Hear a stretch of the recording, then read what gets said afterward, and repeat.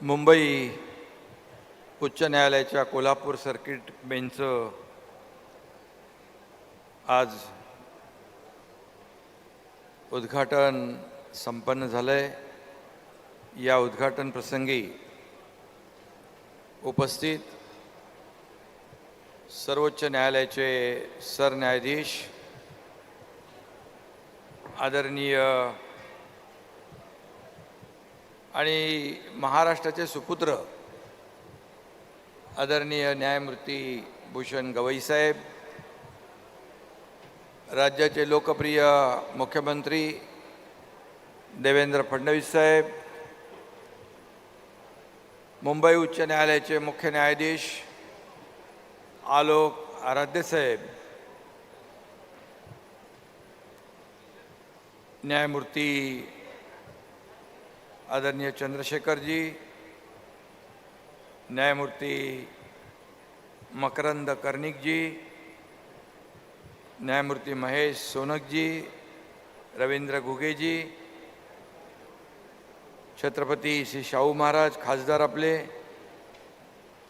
न्यायमूर्ती भारतीताई डांगरे जी, आमचे पालकमंत्री प्रकाश आंबेडकर जी,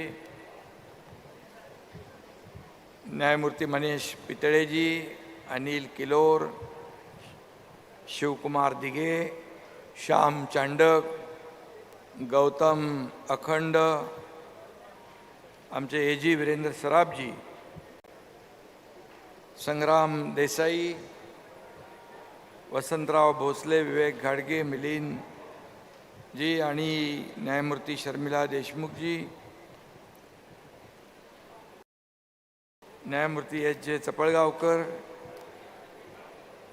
व्यासपीठावरील सर्व सन्माननीय मान्यवर, ज्यांचे राहिले असतील ते माफ करा, सर्व सन्मान्य व्यासपीठ, समोर आमच्या मंत्रिमंडळातील सहकारी मंत्री, खासदार, आमदार, लोकप्रतिनिधी आणि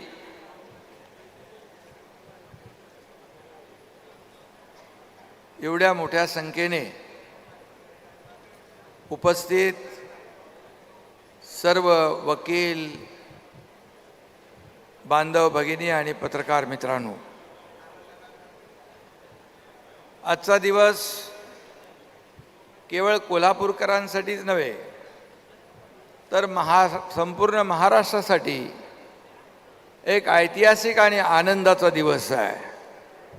सोनेरी अक्षराने लिहून ठेवण्यासारखा दिवस आहे, असं म्हटलं तर वावगं ठरणार नाही।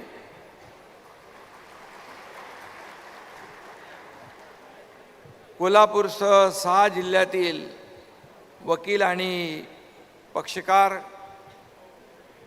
गेल्या जवळपास 40-42 वर्ष ज्या क्षणाची वाट पाहत होते, तो क्षण आणि दिवस आज अखेर उजाडला आहे। आणि या सर्किट बेंचचं उद्घाटन करण्यासाठी भारताचे सरन्यायाधीश आदरणीय भूषण गवई साहेब उपस्थित आहेत। याचा विशेष आनंद आपल्या सगळ्यांना आहे। गवई साहेब हे महाराष्ट्राचे सुपुत्रच नाहीत तर महाराष्ट्राचे ते भूषण पण आहेत।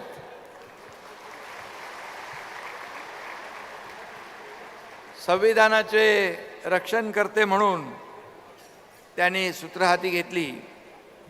खऱ्या अर्थाने महामानव डॉक्टर बाबासाहेब आंबेडकर यांनी या देशाला संविधान दिलं आणि आम्हाला अभिमान आहे, गवई साहेब हे त्याच महामानवाचे वारसदार आहेत, याचा देखील आनंद आम्हाला।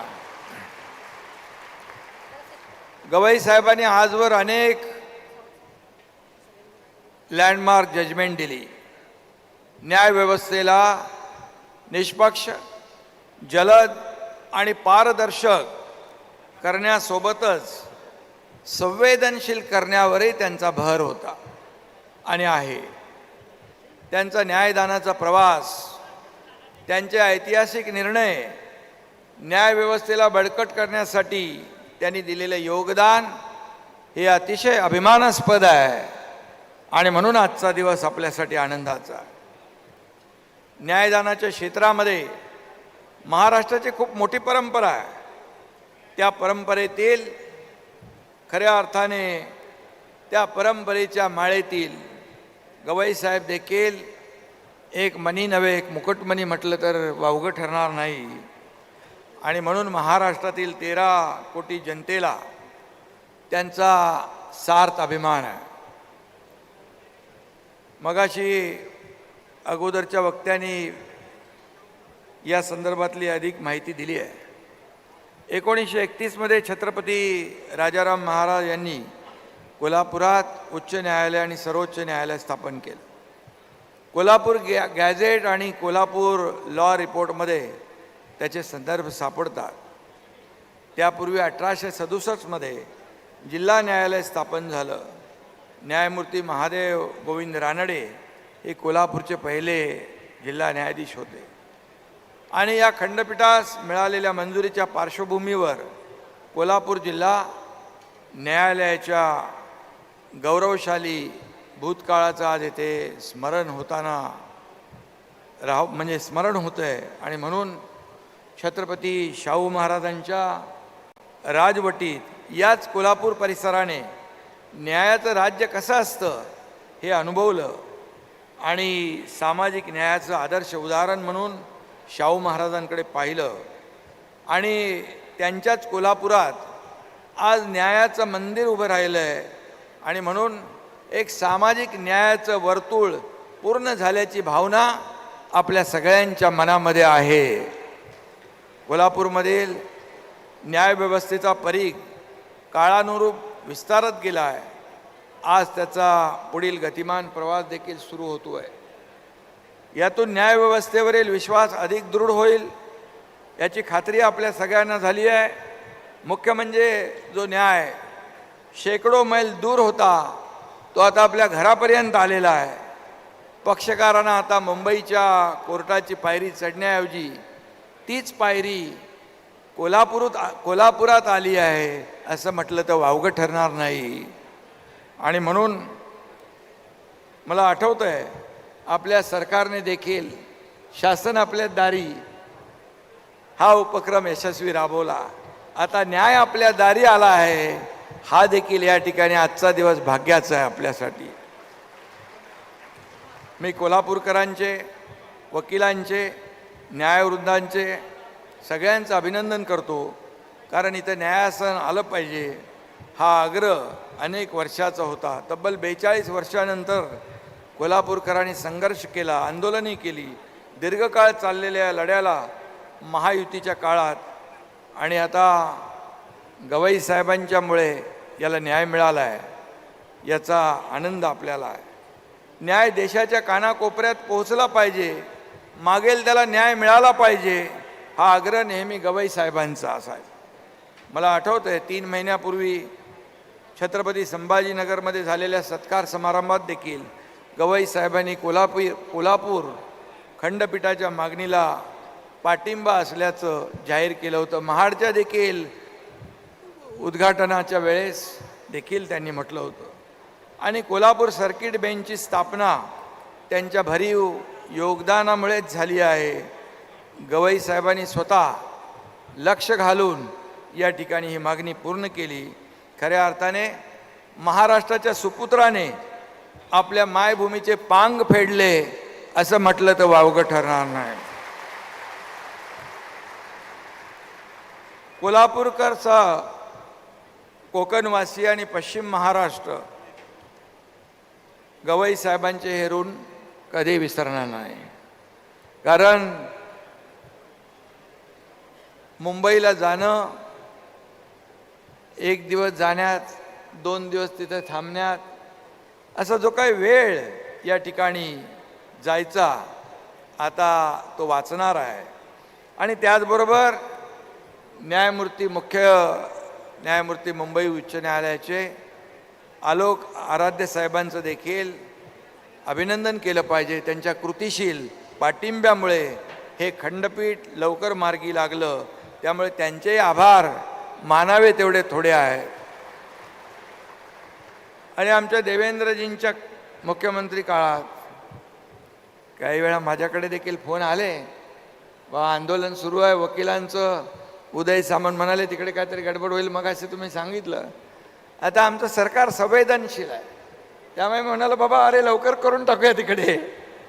आणि आज त्याची सुरुवात आमच्या देवेंद्रजींच्या आणि आमच्या टीमच्या काळात होती आहे. हे देखील आमच्यासाठी अभिमानाची बाब आहे. आज कोल्हापूर, सातारा, सोलापूर, सांगली, रत्नागिरी, सिंधुदुर्ग या 6 जिल्ह्यातील 4700 वकील, आणि मला वाटतं राजकीय कार्यक्रमांपेक्षा या कार्यक्रमाला एवढी गर्दी पहिल्यांदा आम्ही पाहिली आहे.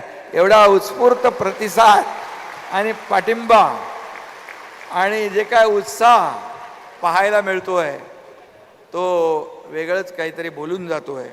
आणि म्हणून हजारो खटले, 500-600 किलोमीटर अंतरावर असलेले हजारो पक्षकार यांच्याशी या खंडपीठाचा संबंध येणार आहे.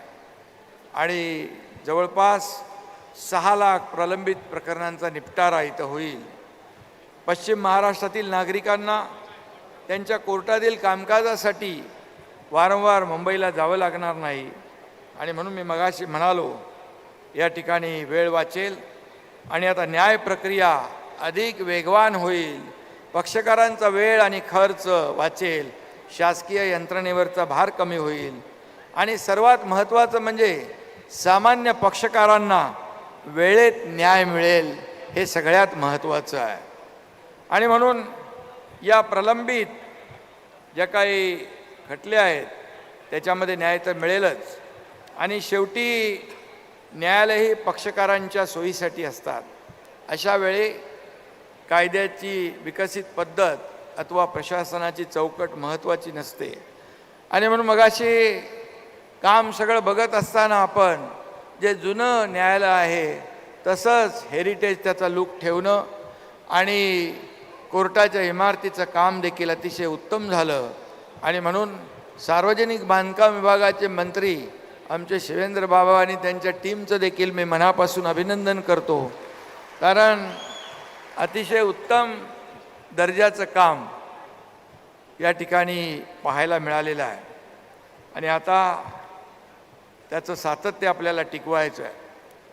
आणि म्हणून न्यायालयाच्या वेगवान कामकाजासाठी अशा इमारती आवश्यक आहेत.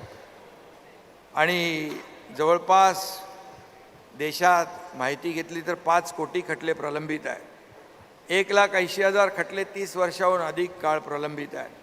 मोठ्या संख्येतील प्रलंबित खटल्यांचा निपटारा करण्यासाठी वर्षोनवर्षे जातील, पण गवई साहेबांनी जो काय धडाका लावलेला आहे त्यामुळे हे खटले लवकरात लवकर निकालात निघतील आणि लोकांना न्याय मिळेल.